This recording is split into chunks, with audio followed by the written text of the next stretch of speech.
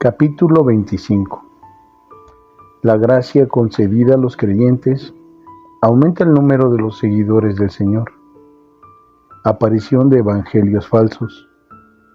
Envidia de los fariseos y sus deseos de persecución. Camino a Samaria, el Señor va a Galilea. El carácter de los samaritanos en Sicar. El Señor descansa con los suyos cerca del pozo de Jacob. Juan capítulo 4, versículos del 1 al 6. Juan capítulo 4, versículo 1. Así pues, supo el Señor que habían oído los fariseos cómo Jesús hacía más discípulos y bautizaba más que Juan.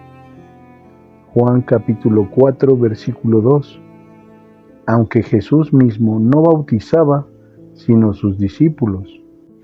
Juan capítulo 4, versículo 3. Abandonó la Judea y partió de nuevo para Galilea. Después de este discurso de Juan, todos sus discípulos vinieron a mí, y el número de ellos aumentaba de día en día, casi de hora en hora. Después del bautismo aplicado por mis primeros discípulos, todos los que empezaban a creer en mí, en el momento de imponerles mis manos, se llenaban según su fe, de fuerza y de valor, y de un espíritu que los liberaba de cualquier miedo a la muerte del cuerpo. Como muchos oyeron esto, a pesar de mi prohibición, lo publicaban por donde iban, aunque muchas veces exagerando, de manera que en poco tiempo toda Judea conoció mis acciones. De día en día venían más judíos, siempre con deseos de ver milagros, y muchos se quedaban conmigo, con el resultado inevitable que todo llegó a los largos oídos de los fariseos. Tantas eran las exageraciones que hasta algunos romanos empezaban a suponer que yo era el mismo Júpiter, o por lo menos un hijo suyo. De modo que también los romanos empezaron a mandar mensajeros, aunque estos no encontraron lo que buscaban, porque en tales ocasiones no hice milagros.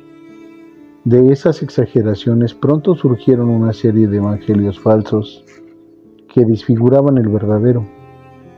Los fariseos, estos jefes extremadamente envidiosos y maliciosos del templo y de la Escritura, empezaban en secreto a tomar medidas para impedir mis actividades y las de Juan, más bien para despacharnos disimuladamente de esta tierra, o por lo menos para encerrarnos en un calabozo perpetuo, situado bajo tierra, como más tarde lo lograron por medio de Herodes, y lo hicieron con Juan el Bautista. No será preciso decir que estas malvadas intenciones no me podían ser desconocidas, y para evitar desórdenes y espectáculos desagradables, me decidí a abandonar la Judea conservadora para dirigirme a la Galilea más liberal. Juan capítulo 4, versículo 4. Tenía que pasar por Samaria. No era aconsejable ir directamente a Galilea, sino que convenía pasar por Samaria, que con la ayuda de los romanos hace tiempo que se había liberado del control de los del templo. Por este motivo, a los ojos de los del templo, los samaritanos eran el pueblo más blasfemo y despreciable del mundo.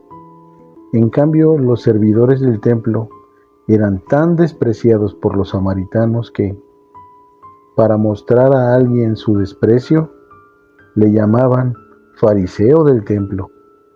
Si, por ejemplo, en alguna discusión, un samaritano le decía a otro samaritano, sin razones suficientes, «Eres un fariseo», entonces éste inmediatamente iba a un juez, y frecuentemente el ofensor tenía que pagar indemnizaciones considerables por esta imprudencia.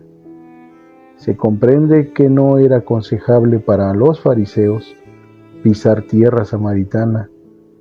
Dicha situación resultaba muy favorable para nuestro viaje, pues en Samaria no seríamos perseguidos por los judíos del templo.